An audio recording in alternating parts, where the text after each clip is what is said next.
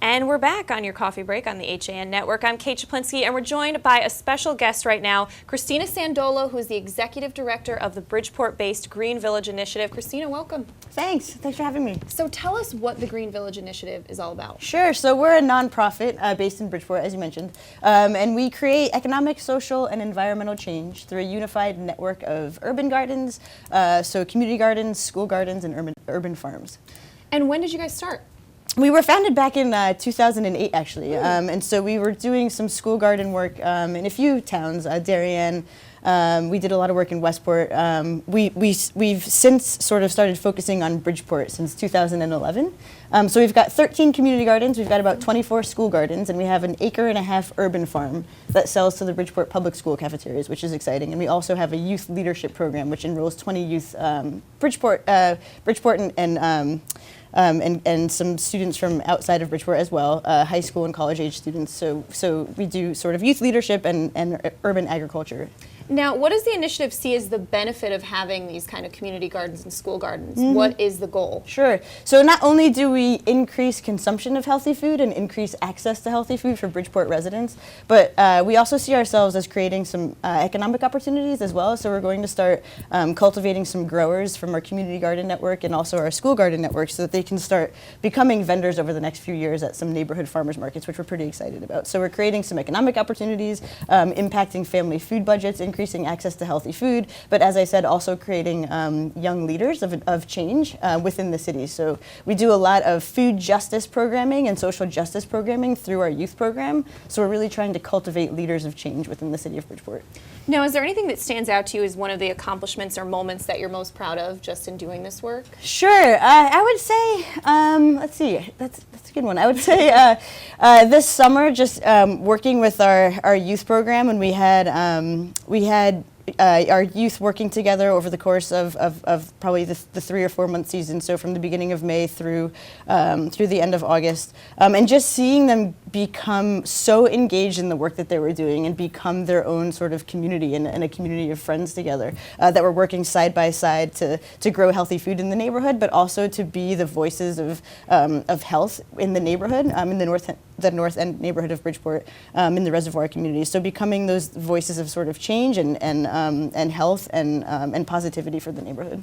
Now, would you say there's something empowering about knowing how to grow your own food and going through that whole process? Sure. So, you know, there are a lot of our gardeners are very skilled at growing their own food, which is incredible. So our community gardens grow hundreds of pounds of healthy food every day, but you know, one of the things that we're really trying to do as well is a lot of education in the neighborhood throughout the city of Bridgeport. So at Reservoir Community Farm, we host field trips for elementary school students. So we've got hundreds of kids coming into the farm. So they'll be led by our youth intern participants. So we've got, you know, high school kids and college kids leading younger elementary kids on workshops that talk about nutrition and healthy eating, but also, you know, helping to educate kids in growing their own food and harvesting food. And we also do a lot of work with our school gardens. So our interns and our staff will go into some of our schools where we have school gardens and do harvest days or do workshops for our school garden coordinators to make sure that folks feel empowered to grow their own food and have the resources and access to education and knowledge that they need to grow as much food as they can. Yeah, and do you think because of the work you guys do and a lot more awareness that's out there that we're starting to see a shift in the way people think about nutrition and food and all of that? Do you think it's working? I think so. Folks are getting very excited about healthy food, especially in Bridgeport. I think across the country as well, the trend is sort of moving in that direction. But, you know, I was working closely with some of the farmers markets in Bridgeport in the past, and in 2014, over $90,000 of healthy food was purchased at those farmers markets, primarily by low-income consumers in Bridgeport. So we are seeing the demand for healthy food. So Green Village Initiative is now in the role of producing that healthy food and trying to get as much healthy food into the schools and into the communities as we possibly can. So again, through making sure that some of our gardeners have opportunities to sell the food that they're growing at farmers markets, making sure that our urban farm is selling as much food as we can to the Bridgeport school system so that it gets into the cafeterias.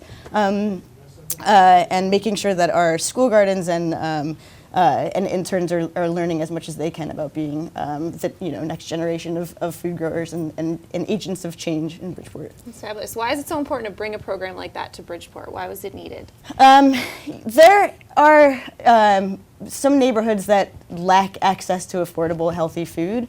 There are also there is a need for youth development programs as well. So we see our organization as being part of the solution for both of those things. So again, creating opportunities for youth within the reservoir community to work alongside each other, and also again just bringing together the community. And so when you've got a community of hundreds of growers across the city, you really start to create change and sort of create this practice of this community of practice for growers throughout Bridgeport. So.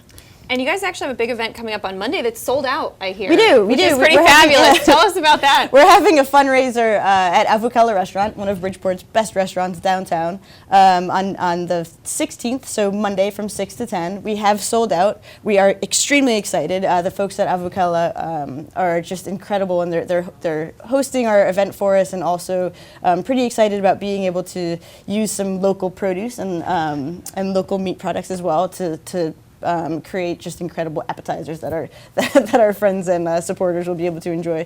But yeah, we are sold out. It's going to be a fun event downtown Bridgeport, 6 to 10 on Monday. There's information about the event on our website, which is www.gogvi.org. So that's GoGVI, as in Go Green Village Initiative.org. And so there's information about that event up there, and also other opportunities to donate and support us. Great. I was going to say, if people missed getting tickets to this, how else can they help you guys out? Sure. Actually, we've got a great partnership with Newman's Own Foundation that we're very fortunate to have and grateful for. And they're actually sponsoring a online campaign that will be running from November 24th through December 1st, in which they'll be matching up to $10,000 of donations through a CrowdRise website. So again, all of that information is on our website. It's gogvi.org. And if donations are made through that CrowdRise website, they will be matched by Newman's Own Foundation between November 24th and December 1st. Oh, that's great. All right. Well, Cristina, thanks so much for coming and talking to us about this. Thanks so much for having us. All right. Cristina Sandolo of the Green Village Initiative.